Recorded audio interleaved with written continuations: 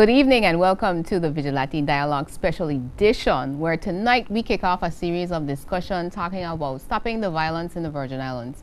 With me, I have two colleagues, young men, good friends of mine, Mr. Aaron Parillon. You've been here before, and this is your first time, Sonniel. Yes, my first so we're going to time. baptize you tonight.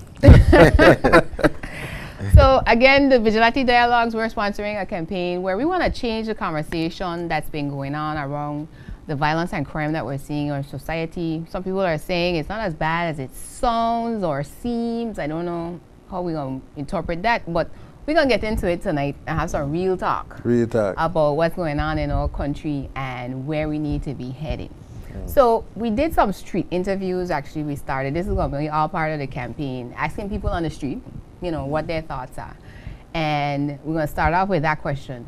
Where do you think this increase in crime and violence coming from? Because we know we're not saying that we've been such a peaceful society. We never had a burglary here, a shooting there. But for me, you know, we live in a different country from when I was growing up 30-something years ago. It's so long, but still, you know, it's not the same BVI that we grew up in. So what's going on? What do you think is going on? And before you answer, so you could think about it, all of us went to Sunday school.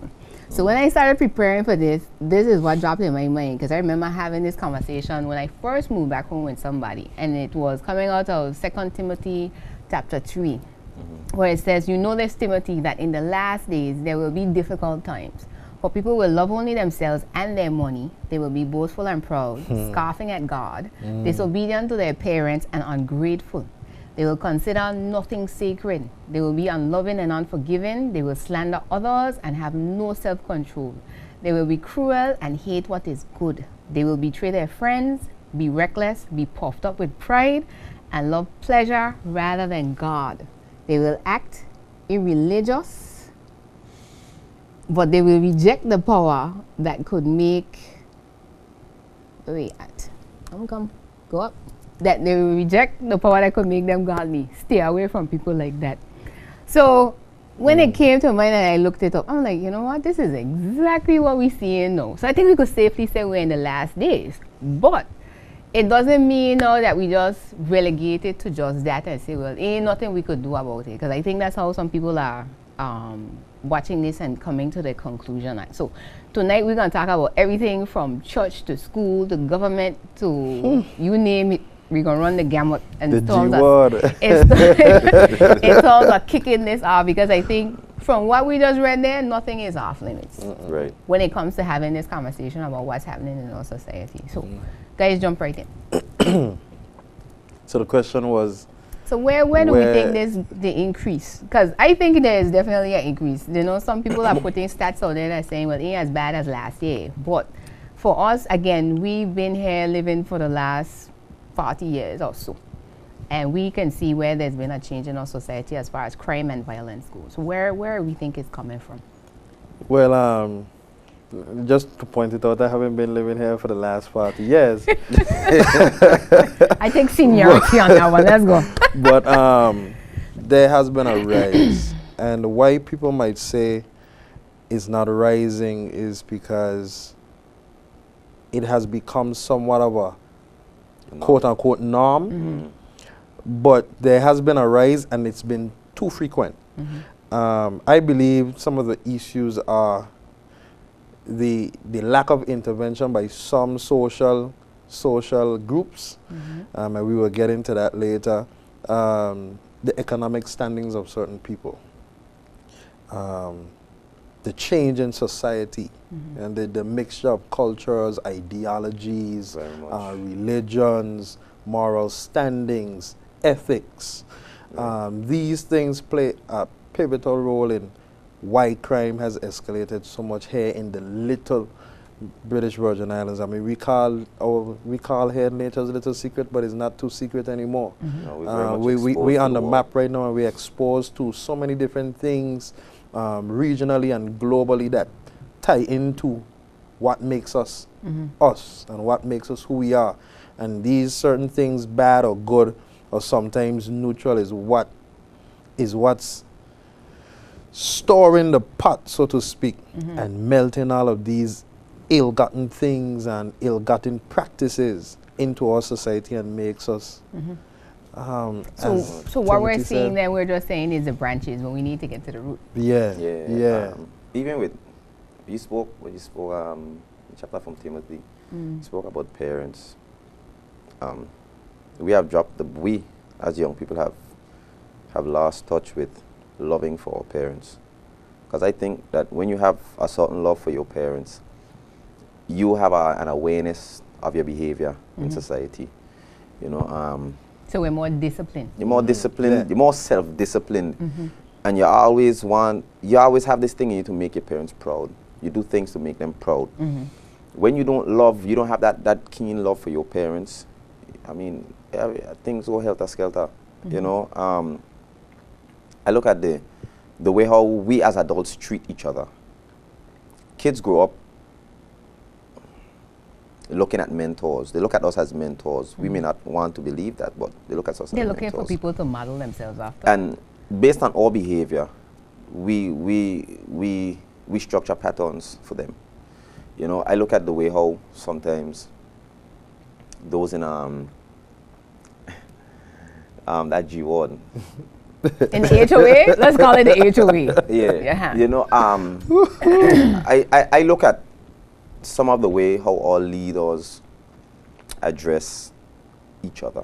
And as much as we don't want to pay attention to those before us, or I should say those after us, because it says those who come after shall be greater. Those after us, they pay attention to everything that's going on. They look at your mannerisms. They look at your choice words. And they always, some of them make joke upon it, but they look at the way how adults treat one another. Violence, slandering, name calling, you know, the raising of voices. And we don't practice conflict resolution. You know, we as adults, we don't practice conflict resolution. So there is no way we can expect them now who to behave differently. Of course, it's like giving a child a dictionary, but not teaching the child how to read. So they're just looking at things. You know what I'm saying? So we're not structuring. We are not putting patterns in society that they can follow from a positive aspect. You know.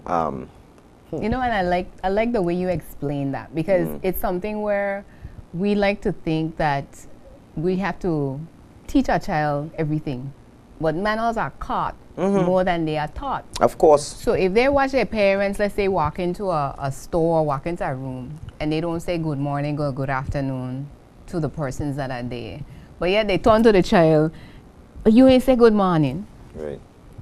So what do you think is going to happen when a child is by themselves and they go into the shop or go into a room? They're not going to say it because they're watching you as the parent, as the adult, right, being disrespectful basically. And then now you expect them to learn what respect is because you're telling them what to do rather than teaching them by your example. Right. So we're saying now basically that those types of mannerisms or behaviors that we grew up under, right, they're not being translated to that next generation. But you see, I'm glad that we're using the children analogy here. Picture in your minds, if you will, a child in a playground playing with another child. That child hits that child. Child starts to cry. That's a conflict. Then you see that child go back, hug that child, say sorry, and the two of them run go play together again. Conflict. No more conflict. That's what I'm saying. And that's children. Not taught how to resolve conflict, but already know how to resolve conflict. Right. Then you see that child when they reach 17, 18, in issues where they can't resolve that conflict. Why? What they were born with, that innocence has already been stripped. Yep. And as you say, the ill-gottens and as you say, the things that they see parents do, adults do, change their mindset. Oh, I could hit you and don't have to tell you sorry. Because they don't do it. And children are like this. This is a why generation. They ask why for everything. They ask why for everything. And they look at explanation for everything. Gone are the days when a parent would tell a child, listen, you don't wear a hat in a house. And the child just don't wear the hat in the house. Yeah. You tell a child now don't wear a hat in the house. Why? Yeah, we understand? become accustomed to opinions now. Right. Everyone has an opinion. But Right. you know, it's not necessarily a bad thing. It's not No, a I bad respect- thing. I It's respect not a the bad fact that thing. that- Yeah, what It's to happens understand. though is we don't know how to explain it to them. That's No. the issue. Because we saw a custom of enforcing. We enforcing, but we're not giving like solutions, or you're not giving reasoning. Right. You know what I'm saying? We're just enforcing. And these are lifelong lessons. Lessons that then they would be able to impart to their children. Yeah. Listen, Right. I was told at a young age, don't wear a hat in a house because this and this is what happened. So Although sometimes it it's may be foolish. mythical. Yeah, sometimes it's very mythical. But you know, But it's about a show of respect. Right. to me, yes, Right. You know? it's like That's like this. they'll tell you don't open an umbrella. Oh well, that's You know, superstition. You know, that's those mythical stuff. Yeah, you those hear are them, the superstition. you hear them growing up, you know, like you'll hear when you're walking, you should walk in backwards and all those different things. Yeah. You heard those, but we heard them. No, that comes in part to the older generation dropping the ball. You know, our culture, things about culture have come and passed now. You know, I look at my young queens. I don't call them no sisters or women. My young queens coming up in society. Half of our young queens don't know how even how to bake a bread, how to roll dough, and all those different stuff. You know, table setting techniques and all those different stuff. Learning to keep house. Yeah, you know what I'm saying? The things they mainly know, you know, are what they're exposed to. Yeah. We can't blame them. Television is right Yeah, there. because if we're not, again, being intentional in terms of what we want them to catch, right? Because we're leaving it up to them to say, well, I want to get in the kitchen. Because even if you decide not to cook for yourself, mama, that's all right, you know. But understand, if you want a husband, you have to do some work to keep him. Of course. And one of them is knowing how to cook. Don't know how to do something. Know how to handle yourself. Hello. You know? Touch that Hello.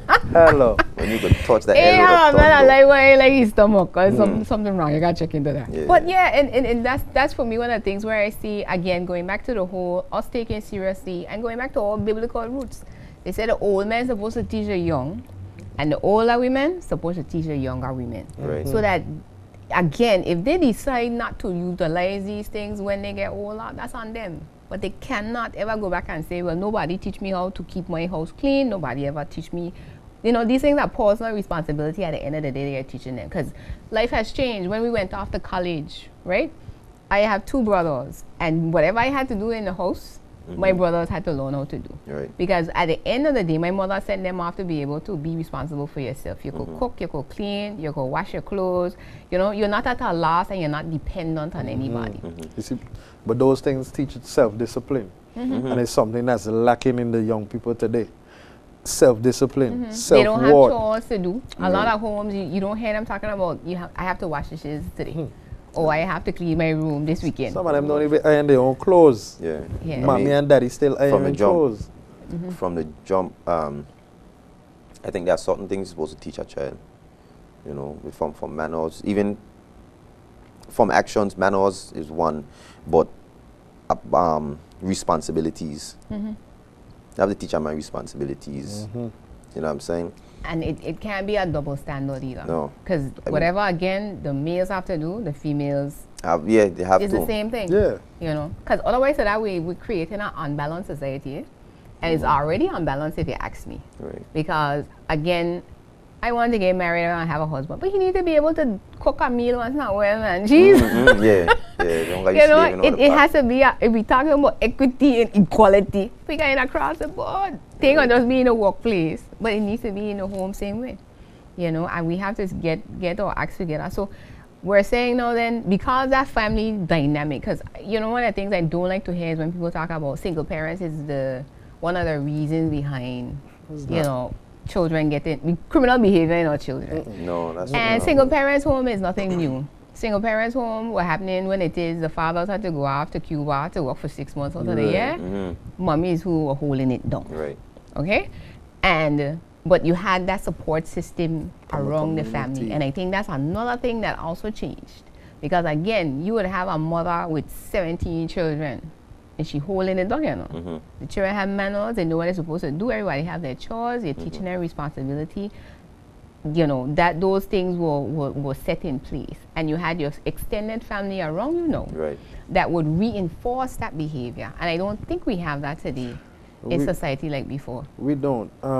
Last weekend, I buried my cousin from Langlook. I think it's the most recent murder that happened. And I was speaking to one of my older cousins outside, and he said something to me. He said, Pico, we create this problem. I said to him, but Langlook people ain't the problem, because we ain't killing ourselves.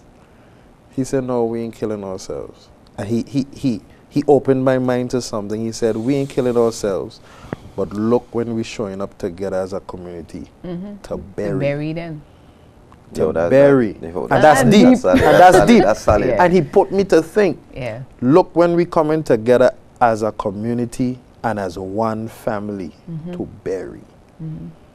If it wasn't for this, you would have been your way, I would have been my way, Yo, that's solid. them would have been We their check way. it for each other, like, And you we know. just hail each other and pass, hey, cuz, and we gone. No accountability within the community.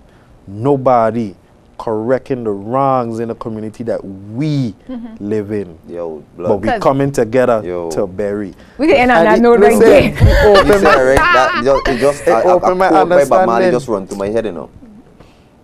He said, no partiality, teach us, give us the teachings of His Majesty. We don't want no devil philosophy. Yo, that just run through my mind right there, yo. Is Blood. it? That's And when deep.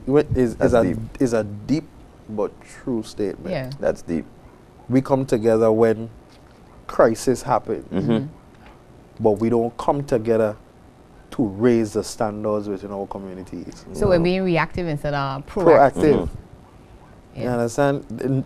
Long gone are the days where a community would raise a child. Yeah, man. Yeah. You see a child walking down the road and they get themselves in a little tussle. Mary Sue ain't coming outside to beat Jack Jill daughter because Jack Jill done open up her mouth and say, you ain't hitting my child, that's my child. You understand? Before time, Mary Sue, Jack Jill, Paul on the ball would have beat that child. And then when that child come home, still get beat More from Mary Sue discipline again. for Yeah, what they discipline. do and because somebody else had to beat Had you. to correct you. You understand? You know, And- and that goes back to what you were saying in the beginning about having that love for family. Yeah. Where you want to make your family proud. So you ain't trying to go there and get yourself in no problems. Because Exactly. you know all eyes are out. And in a good way. I think sometimes we thought it was people being, you know, you're interfering with people or whatever the case is. But again, accountability. If I can't see a child, I don't have to touch a child, but if I can't see a child and correct a child and say, yo, what you're doing there is not right. You know, you should handle this like this. And put some kind of guidance on them. If they're not guided, they're unguided, and we have the level of dysfunction that we're seeing now. Right. You know, so it's very serious. Let me just interject here. If you're just tuning in, this is a special episode of the Vigilate Dialogues where we're kicking off a series of discussion talking about the violence and crime that we're seeing in our community. And I have two special friends with me tonight representing our society, because again, what I want to do is bring in different voices than the normal. You know, we Right. could have social development come and talk to us about, yes, we've seen an increase in child abuse, we're seeing an increase in domestic violence, but we want to have basically that street view, so to speak, and Always. all thoughts on Always. how we gonna fix the problem. Because again, social development could try their best, but what you talking about here is for the society to correct its own behavior, Right. to have a different outcome. Especially when you're in tap with society. You know, I have regular conversations with everybody. I won't say the boys on the block because I am one of them. You know, but I have regular conversations in we always address issues, and we discuss issues from time we're growing up. You know, things we've seen happening. We always revert back to the differentiation between how things were back then when such and such was alive. The older men in my society have raised us very well, you know, from Johnny Fabs to Onis and all those older guys. They have set patterns for us, you know. Simple things like going to learning how to count. You know, the streets taught us how to count. You know, you go down the road, your mom give you money, or she leaves a little couple quarts home. You want a soda and so forth. You go down with all the quarts in your pocket. Whole pocket. But Johnny, if I want to make you count every last, he gonna tell you, look, this costs $1. Make sure you spend it. You count about $1 right now. Yeah. So whether you got 10 cents, yeah, a couple dimes, a couple nickels, you got to try to make that work for you. You know what I'm saying?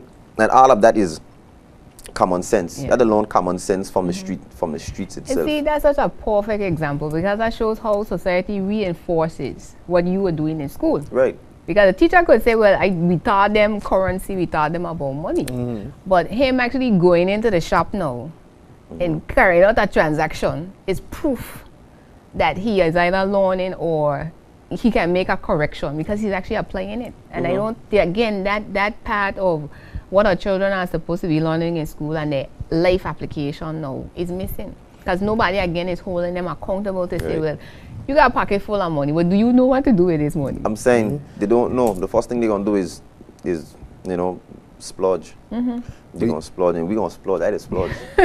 That's why we are splurge sometimes. Yeah. But, you know, growing up, we learn all those different things. We learn about spending, we learn about saving, we learn about tithing. Everything was thrown in today. And it was up to you now as an individual to decide what you're going to, you've already learned this, so you have to decide now how you're going to use it. We see you touch on a very important social institution that next to society and family is one of the key institutions that play a role in the young people's growth and development. Schools. Yeah, man. Teachers don't have that vested interest in the whole development of a child anymore. It's just teach them the subject and send them home at 3:15 and 3:30. And then they come back in at 9 o'clock. Now, my boy here is a teacher. I'm smiling because no. Yeah, he's a teacher. He gonna tell us what's going on. I being real with you. There's no, very few teachers take the time to invest in a child's whole development. Yeah. And you got to bear in mind, teachers see that child more than the parents do. On a day-to-day basis. Yeah. Monday to Friday, the teachers. The child wakes up at 7 or 6, gets ready for school, is in school from 9 to 4.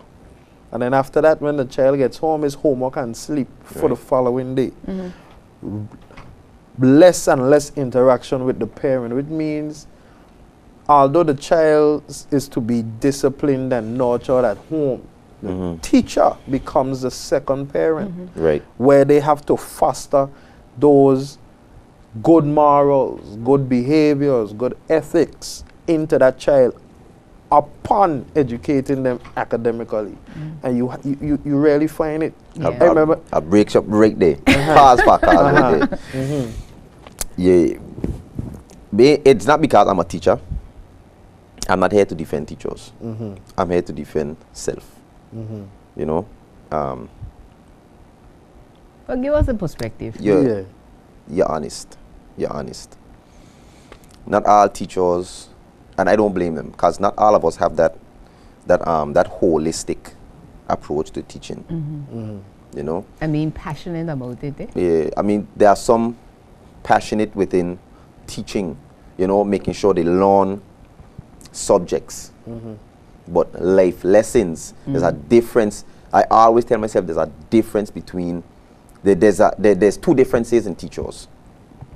There are those who teach by the curriculum and those who teach by life. I'm one of those that teach by life. I don't follow, I mean, I have to follow the curriculum because of certain areas, you know, I have to make sure they get a groundwork. But when it comes to teaching about life, that's where I breaks up, you know. I give them all different scenarios of what happens out here. I will take a subject. I love to use math. Math is one of the greatest teachers for problem solving, issues on a whole. When a child learns how to problem solve, they can he use learns it how for to everything. conflict resolution. Yeah. Because now you have a problem, you have to read through this problem, you have to break this problem down, and you have to find solutions now to settle this problem. Yeah. That is a life lesson right there. But the problems we as parents, we as teachers are facing, after we have enforced something in the school, there is no follow-up at home. So you're going back home now after school? I'm going back home now. Alright. No. When we at home, brace up. In the school system now, what we do, and teachers are becoming rebellious towards certain things within the system, because there are some of us who are trying our utmost best to make sure we implement something where parents and teachers could walk hand in hand, but the parents are not following up. They don't, like, when we call for meetings, you literally have to beg to come. some parents to come to this meeting. So their participation now in this whole process isn't on the level where it used to be Right. before either. We as parents have to be honest about what we send into the school system also. You can't send in a red ant and then pretend as though you have a black one. You can't send in a warrior in a school and pretend you have a Bible, a bishop. It's a whole difference. We have to be honest. Some bishops Because are now there, it but goes back to what it is you saying. Who It's are true. they with more? You know, the kids spend more hours within the school year. They spend more hours at school than they spend at home. True. Because when they get home now, it's 3 things they're gonna do: eat, sleep, maybe study. Maybe. That's it. Maybe study. Parents don't have discussions with their kids Anymore. They don't have it. A lot of parents do not. The easiest thing for you to do to remind your child that you have one job to do: love.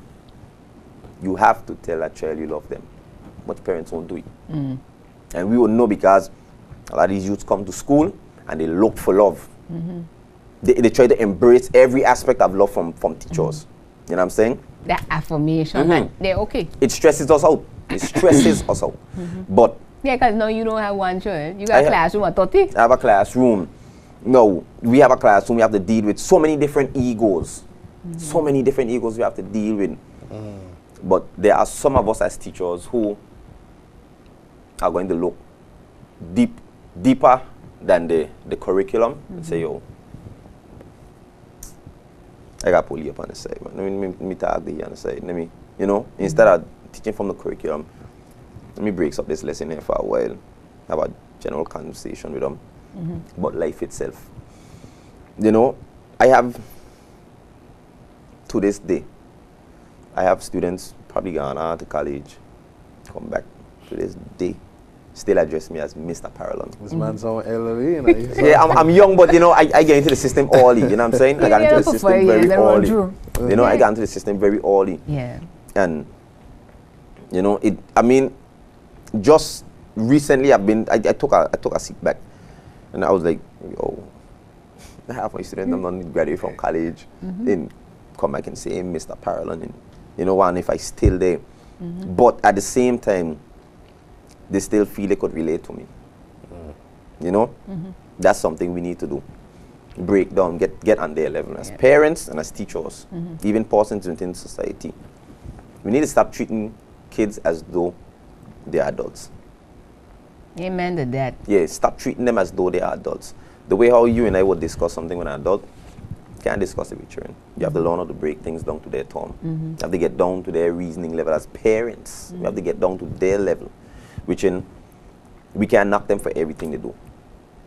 Because we need to get down to their level. we can't knock. You can't knock. And that's something where, like, every time a child does something and you knock them for it, it creates this barrier within their brain, where they rebel. They rebel to you. Kids rebel.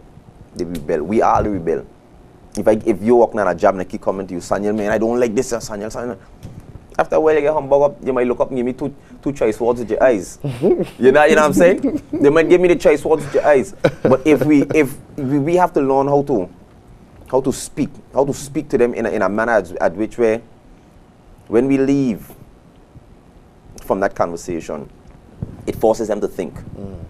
That's something they do. It's another key aspect. We don't force our young people to think. Analyze. We try to do everything for them. We try to put everything in place for them. We don't try to give them the puzzle and let them go fix it. Let them fix it. Yeah. All those things are panels of problem solving, you know. Give them puzzles from young. Let them put things together. You create a genius right there. All those we don't do that. We don't do those things. You know what we do? We take a smart device and throw it in their face. Yeah. Give them the phone. You know what I mean? Give them the phone. Watch videos. Watch this. Watch that. Hours. You know what I'm saying? We don't have discussions with our kids. We don't take time out. We don't take time out with our kids to actually teach them about our society. Teach them about the Virgin Islands, you know? Take them for tours around the place. And those are things where I see, especially, again, that family dynamic. Because people, again, they blame it on, parents have 2 and 3 jobs. But it's something, again, you have to manage your time and you have to set your priorities as a parent. I know for my mom, especially she was a teacher. And you know how that goes. It's like you're teaching all day, then you got a lesson plan to go prepare the night, and you're back in the classroom. But at no point in time I could turn around and say, my mother put her job in front of us, as noble as this job was. You understand? Because she made sure, again, the time was spent. So even if we go in Monday to Friday, when you have a holiday, like we have today, you know, we either gone Peter Island, Virgin Garden, just one like someplace. So I could go, especially like say in school, this helped me so much, because when you had to do composition and write stories, you know what I'm saying? I could write from a first-hand experience rather than something I read in the Welcome magazine. Right. Or something I hear somebody else talking about, because I was exposed. My mother made sure she exposed us. And through that family time too, the discussions could take place. Right. Whether it's about the history or the BVI or some other aspect of, well, where did Whitmonday come from? You know, again, going back to all biblical roots. And what used to happen on Whitmonday and all of those types of traditions, that even if we don't practice them today, it's important that we know them. It's important that they are aware of, these are the things that we came out of. This is what we used to do. You know, and we're missing, I think we're missing opportunities with that, because we are not prioritizing as parents. Everything has changed, and we can live as busy a life as we want to, but we have to prioritize and say, for our children, we have to make some sacrifices. And we have to set aside. It don't make sense, you know, working yourself to death, and then when you're done, you're spending the rest of your time visiting them up about some good day. Yeah, that don't make sense. Because to me, it don't make sense. And you made such a good point in terms of, again, the circle is home, school, back to family. And when they finish with school, we unleash them on the workplace. Yeah, and then they become somebody else's headache. Somebody else's problem, and we can't be doing those things. You know, with this society, we have a growing society, different ethnicities in this country right now. You know, if we don't staple what we have and instill it in our youths, then they just pick up any other culture, anything else. Pick up anything else, and that's where, you know, sometimes we like to jump on the foreigners. We can't blame anybody. They come here for work. Of course, they're gonna bring their culture here. They're gonna bring the customs and norms here, regardless of what. But if they come here and they see a slack society, then boom, all told mundo come straight in. Turn upside down. Everybody come in. You know, they're gonna bring everything right in. Good, bad, but unless and we start to make all customs and norms concrete, things will never change. Yeah. It will never change. That's okay. Well, let me just interject here again. If you just tune in, you're tuned in to a special episode of the Vigilate Dialogues, and we've launched our Stop the Violence VI campaign, talking about, you know, what's going on in our society, being watchful. We're not just watchful now. We want to have discussion and conversations about what are the solutions, because, you know, oftentimes we like to talk about, again, You know, we have had 5 murders already for the year, and we're just starting into June. But the question still goes back to, you know, where is this coming from? And because again, it's not like we've been saying indirectly, this is not an overnight problem. This is a systemic thing where over time, you know, our norms and our standards as a society have shifted. Whether we are being conscious of it or not, some people may have been conscious of it, some may not be. And while we are progressing, let's say we could say, yes, you know, we have so many things going on with our school system that is new and improved. But those fundamentals, like you're talking about in terms of teachers being passionate about making sure that our children are holistically developed and connecting the curriculum to life application so that when they go out, they're functional in our society and become productive citizens. Because at the end of the day, it's like I tell my godchildren all the time, we're raising children, you know, we're raising you to be an adult. Right. So you have to come to understand certain things in terms of you have to become responsible for yourself at some point, hopefully before the age of 18, because after that, we're not going to be there to make your decisions. I know I can't correct you with everything. So what I find that's where we have lost perspective in regards, again, like you're saying, we want to do everything for them. And when they go out there, they can't make a good decision between something that's right or wrong for them. And the love that the family doesn't have anymore, whether it's children for the family or the family back to the children, you know, and having that patience. Because, you know, all of us used to get in trouble growing up. Of course. But, you know, through love and patience, we come out good. Yeah, we came out. And I don't see that sometimes in certain situations thing. But to pick up on the point where you just started talking about in terms of now how our society is so much more diverse in terms of the ethnicity. Why haven't we been good in terms of pinning down our cultural identity and maintaining it? Is it something that government didn't do? Is us as a society, like we talked about, we needed to be more proactive in terms of that preservation. Okay. Hit the bar first. Hit the bar, guy. To pin down an identity, you must understand the identity. Of course. And it's something that Aaron has been saying throughout the entire dialogue. The transition between the generations. The ball drop. You don't have anybody teaching those beginning stage things that made us who we are as Virgin Islanders. Meet a young person now and ask them to build a fish pot. They can ask you what's a fish pot. You ask them to make. You ask one of these young ones to make cassava bread. They don't know what's cassava bread. Some of them might not even know what cassava is. You understand? No, it's as I said, it's a breakdown in the generation. The older ones taught few, and the few that were taught none. So then now you have young people here who don't know. Hit me that again. Which one? I like that. It's sticking in me. Just the older ones taught few, and now the few have taught none. I like that. So now you have young Virgin Islanders who don't know why we're the Virgin Island, why we are Virgin Islanders, why we have the pride that we do as Virgin Islanders, why when I stand up and I say I'm from the VI, there's a level of pride. I say from my gut, from my belly, I say with passion because it means something. When we tell young people that, hey, in this little nature's little secret, we had the force freed slaves in the Western Hemisphere. Yeah. They turn up the eyebrow. What? For true? Yeah, Biggs. We have a legacy here.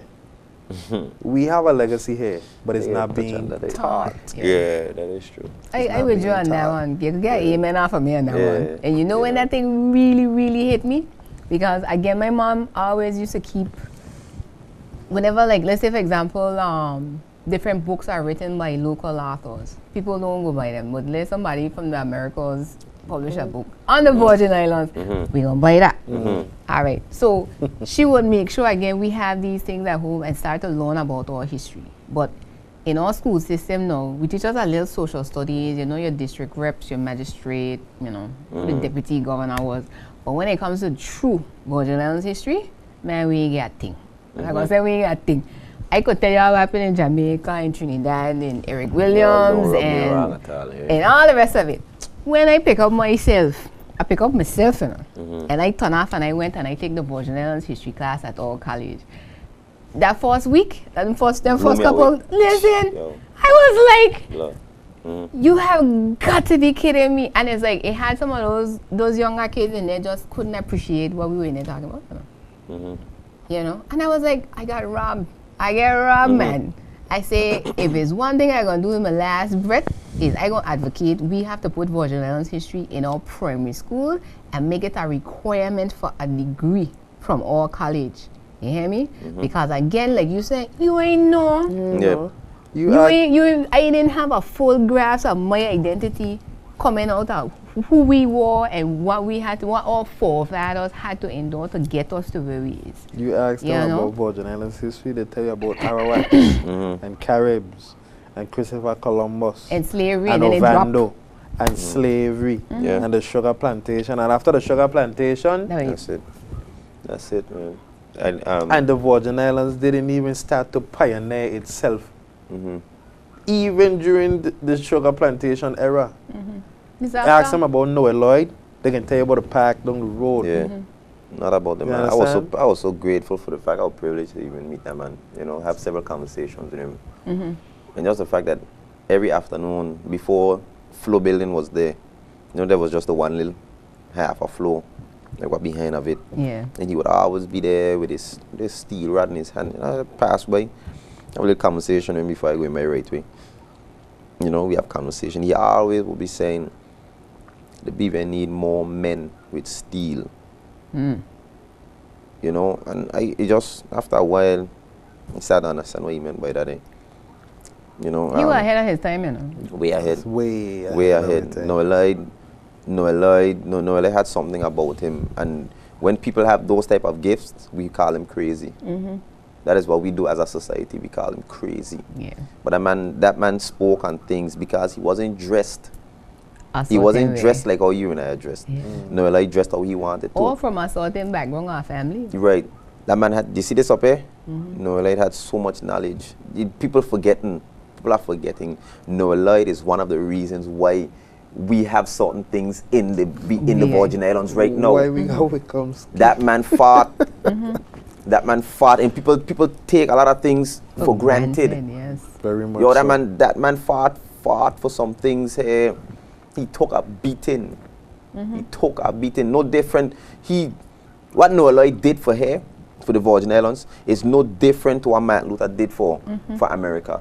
No different to what Malcolm X stood for. No different to what Bob Marley stood for. No different to what Mahatma Gandhi stood for. No different to what Gaddafi stood for. No different to what Marcus. All those guys. No different. Noah Lloyd did it for her, but because Noah Lloyd doesn't have, as you say, a big name and so forth. That man is huge. He's huge. And one of my greatest passions is culture. Culture. When you embrace your culture, blood, you have a love for your people. And I have a different love for my people. Of course. That is why I could meet and greet people anywhere. And without me, I don't like to say. I like to hug. I like to greet them. You know what I mean? You gotta embrace and show love. I like to embrace people. But that's all culture. That's all culture. That's what I'm saying. I just tell you that's why ever since I understood my culture, I embrace my people because I have conversations with my mom, you know. And that is how people greeted each other. True love. You know what I'm saying? True love. Give a kiss on your cheek. How you doing, boo? You know what I'm saying? True love. She got hold that is for 2 what minutes. I always Look at you. I always used to see like when the older folk, when the elders come at my grandparents' house, when they, you know, hug up and kiss up in all them different stuff, you know what I'm saying? That is what I saw. So that is why, like, sometimes I'm out with my daughter and so forth. Daddy, when you got the hug, she? When you got the hug? You know what I'm saying? But I'm just showing her now, as we say now. I show by example. This is how you greet people you love. Yeah. You love, you show people love. You know what I'm saying? You always show love. You know, and it is something that is breaking away from society. We don't show love. We do not show love. You go into the supermarket. And you see a young woman or an elderly woman or an elderly man or somebody struggling. You know what I'm saying? Struggling with some groceries. Yo, blood, it don't take nothing away from you to be nice, you know? No. It don't cost you a dime. Not a thing. To just say, hey, Let me help you. let me handle it for you. You know what I'm saying? You make a statement there. We don't show love. Nah, man. See that four-letter word? Love, my son. I love. It's a powerful thing. Yeah. I was watching, as juvenile as it may be, I was watching a show today on Netflix named Once Upon a Time. And if you understand the concept of Once Upon a Time, it's basically the happily ever after stories got intertwined into reality and so on and so forth, and they didn't even know them stuff. And Captain Hook went to Rumpelstiltskin, and they were having a conversation. And there was a princess named Anna from Anglia or someplace like that. And she asked Rumpelstiltskin, you took love and made it into a weapon. Right? His response to her was, love is the most powerful tool given unto man. That is true. It all depends on how you use it. And when you say we don't show love, that came back to me. Yeah, we don't show love. Because love is the most powerful thing. Yeah, we don't show love. Because of lack of love is why we have a lot of things going on here in the BVI. Lack of love for Family. country, family, Your people, fellow man. Yeah. prosperity, and above all, yourself. Yeah. That is true, you know. Because a lot of things people are doing is a lack of self-respect. You ain't love yourself. You disrespecting yourself when it is you use certain language. You want to carry yourself as this kind of crass person, as if you're trying to prove something because you can use 10 bad word in one sentence. It's like, no. You know? And that you're going straight to the root now. Because that is what would motivate us to become more proactive. Right. And not reactive and say, well, you know, another one gone, we're going to bury him and move on.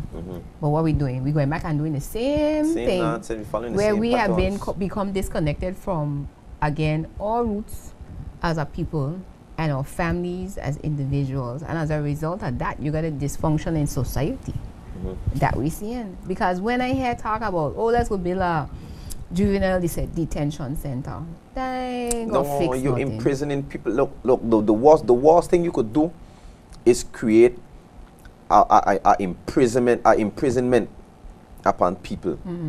Cut it out. I go by this philosophy right now in life, right? I have choices. That's my keyword, choice. I choose anything I want to do. If I want to get up tomorrow and say, look, I put in a resignation letter to education department, I don't want to work anymore. I make that choice. Based upon whatever sacrifices I have to make, I make that choice. Nobody make no choice for me. But whenever you put people in a situation where they have to be imprisoned, you have to make choices for them. I speak to them young boys in school. When you go to jail, you make no choices. People make the choices for you. They tell you when to do this, and you become a part of a system. We need to stop living in a systematic manner. We live too much within systems. The only, in school, one of the key things we always try to implement, and I was like, even if I don't do it, I like to say we, because nobody gonna say because I'm a teacher. I try to separate myself. I say we. What we always do, we all try to put people within a system. Everything is system. In order to get here, you have to do this. If you want a good job, you need to work in an office. Nonsense. We just had that conversation out there. Nonsense. This territory right now is going on a pattern where we need more skilled individuals going back to Noah Lloyd. Yeah. That man spoke about men with steel. You need skilled individuals in the country. This is a technological world we live in right now. Yeah. And I look at every time we have to, we need something fixed or we need a statistic done. Anything we need, we have to go overseas to seek the help. The first thing the media going to do, they're going to look for a headline to make it as nasty and vague to the people. But we as the people are the problem. We are the problem, Shaina. Because we are not seeking opportunities in our own country where we can help. That is our main problem. So, I'll go for instance, Marine. Poker Run coming. Poker Run just passed. This country has so many boats in it. Few engineers. Few mechanics. So what we have to do now. One of the leading engines around here right now, Mercury. I guarantee we don't have, off the bat, we don't have No more than 10. if so many. If so much. Yeah. Certified mechanics. Certified marine mechanics here for Mercury or for diesel engines and so forth. What we have to do? We got to send for a specialist, Puerto Rico. We got to go somewhere else, St. Martin, to get a specialist. That's a money-making avenue right there for us. Money-making. We are one of the leading sailing capitals of the Caribbean. And if we were to ask the question, how many people we have out on scholarship that is studying within that industry? You know, we might not like the answer. We don't. I feel, look, I have a nephew. I would say few and far I feel between. so proud. Not enough. I feel That's what we'll proud. put it. So even if we got one, it's not enough. Because it's like I was just having this conversation before on our show where we are not being intentional enough when it comes to what we are producing out of our education system. No. Because you have an imbalance now in the labor force where we have to import labor to do things that we should be able to produce out of our system within a 10-year cycle. Of course. You understand? You hit them with a foundation in high school, send them off to specialize, whether it's 2 or 4 years after that, and you bring them back home. Because if we are serious about reducing the level of work permits that we issue for certain jobs, because they always have them where it is somebody with 30 years experience, you're going to bring them in to do a particular thing. But we're talking about those menial things where some of these people sit in the same colleges, in the same classrooms with all people. But somehow we are disenfranchising ourselves, and not looking upon the fact that, no, we need to give our own opportunity to prove themselves, to gain the experience, in order for them to become economically viable. You see, that's hi, hi, chuckle. That's an issue here that we have. A young person go to school, come home, and they sit down. If you look at some of the job advertisements you have out there, they say they're looking for X amount of years of experience, X amount of years of this, X amount of years of that. I was passed up for a job. I want to tell you where, and I want to tell you for who. Because I was short 3 years of experience. But you're 3 years. qualifying I had every 6. I had 6 years. I was short 3. But you're And I qualifying could pass. every And I would other qualify area. for everything else. Yeah. You understand? Not saying I wanted the job, no, but young, wouldn't mind. I wouldn't mind. Young Virgin Islander, aspiring to better himself, seeking employment to gain the experience. Right. That's You understand? Opportunities. Just looking for that open door to prove yourself. Now, tell me this. Riddle me this. You would say they need the experience, and yes, experience is a teacher, and yes, experience is needed, but somebody has to give that leeway to offer the Yeah, open the door. opportunity for that experience. Right. Do not allow your young people who is out there being trained who is learning these different skills and these different crafts Right. that can come back and better your society and build upon the Virgin Islands that we love. Right. You understand?